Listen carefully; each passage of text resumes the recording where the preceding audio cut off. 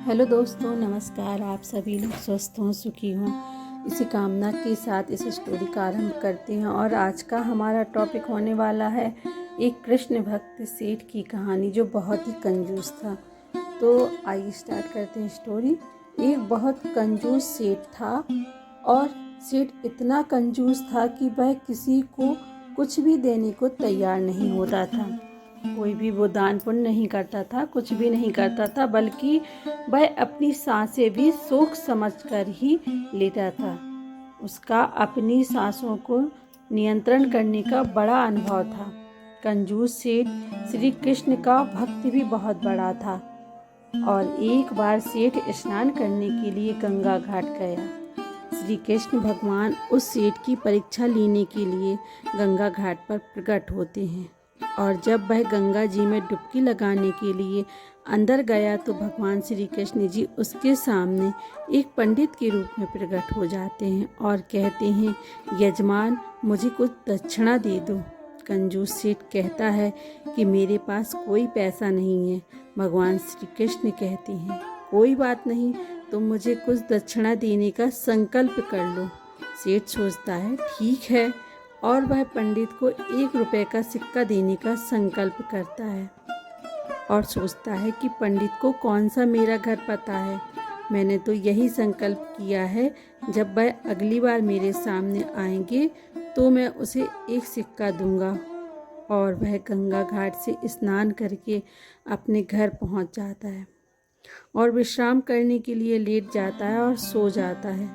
थोड़ी देर में दरवाजे पर आहट होती है और उसकी पत्नी बाहर जाकर देखती है तो भगवान श्री कृष्ण पंडित के रूप लेकर उसके घर के दरवाजे के बाहर पहुंच जाते हैं।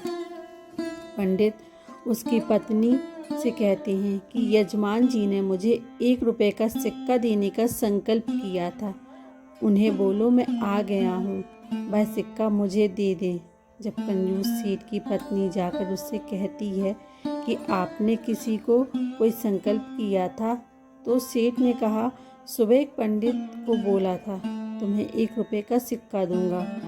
और पत्नी बोली कि वह बाहर आए हैं और अपना सिक्का मांग रहे हैं। तब सेठ बोलता है, जाओ कह दो कि मैं बीमार हूँ, फिर कभी आना। तो सेठ की पत्नी जाकर बोल देती है, और श्रीमान जी मेरे पति बीमार हैं, आप बाद में आ जाएं।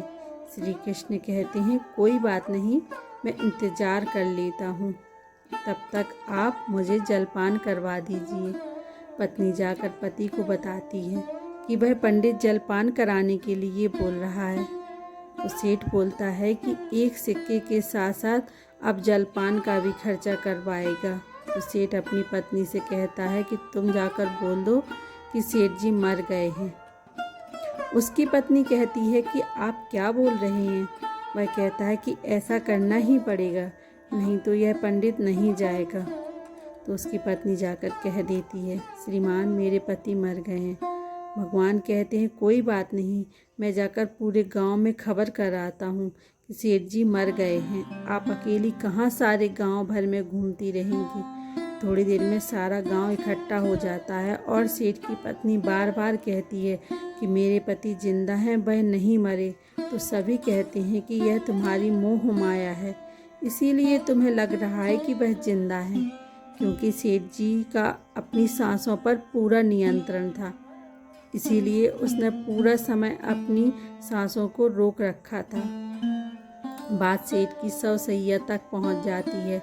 भगवान सोचते हैं इतनी कंजूसी कि 1 सिक्का देने को तैयार नहीं बल्कि मरने को तैयार है। भगवान सोचते हैं अब मैं इसका क्या करूं। जब गांव के लोग उसे अंतिम यात्रा के लिए ले जाने लगते हैं तो वह पंडित लोगों से कहता है कि मुझे सेठ के कान में कुछ कहना है।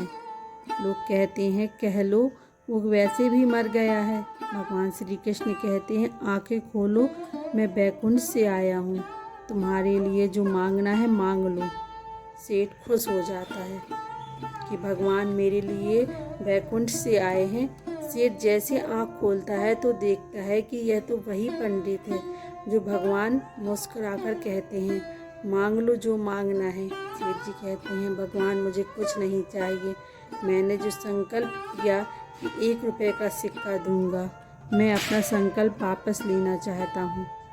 मैं 1 रुपए का सिक्का नहीं देना चाहता हूँ। भगवान बोलते हैं तथास्तु। अगर आपको कहानी अच्छी लगी हो तो आप इस चैनल को सब्सक्राइब कर सकते हैं। धन्यवाद।